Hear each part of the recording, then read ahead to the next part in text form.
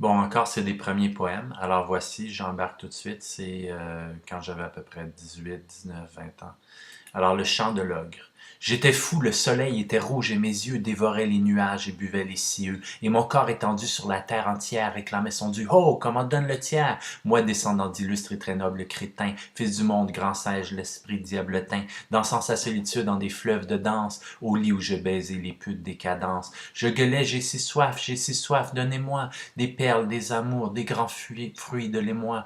Donnez-moi de la vie le grand sein qui crépite, ou des palais vaincus, les tragiques pépites, des châteaux, des aimés, ah, venez à ma bouche, reprendre sécheresse à mon grand sein farouche. Et ainsi enflammé par un souffle d'ailleurs, et mon souffle affamé comme 1000 haut-parleurs se levait, tel se lève le grand soleil à l'est, tel s'embrase la faim, se propage la peste. Je gueulais, j'ai si soif, que je fus dégoûtant de m'être rassasié de ces tristes étangs, lorsque 1000 marées de 1000 océans se disputaient les pieds de mon cœur de géant.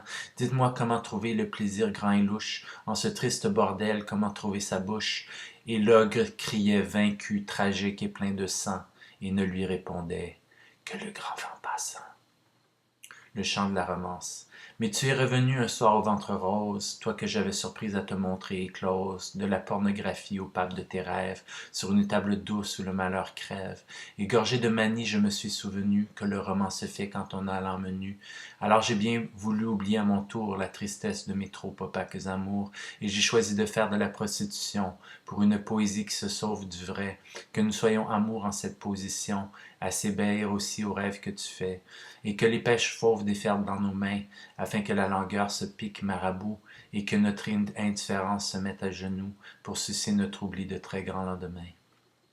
La Grange. La langue collée au palais de mes rêves, ainsi je marche grugeant l'émotion et l'angoisse de ma destinée avec pour seule arme qu'une lanterne, car il fait froid ici, c'est noir et c'est profond.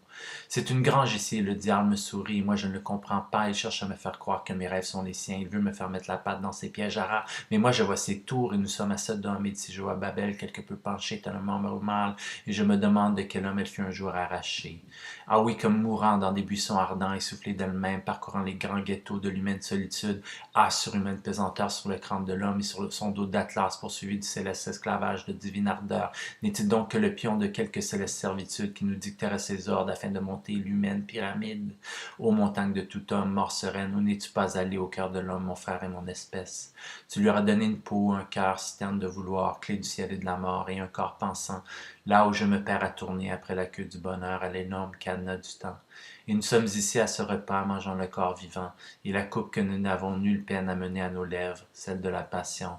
Et elle a mis notre cœur en feu, et nous rêvons encore le soir d'être sauvés toujours par ses lèvres, dont les tisons dorment toujours au feu de camp de notre être. Que nous chantions le chant nouveau parsemé de vin vieux, afin de se rappeler toujours pourquoi le cœur encore brûle. Alors voilà, quelques poèmes.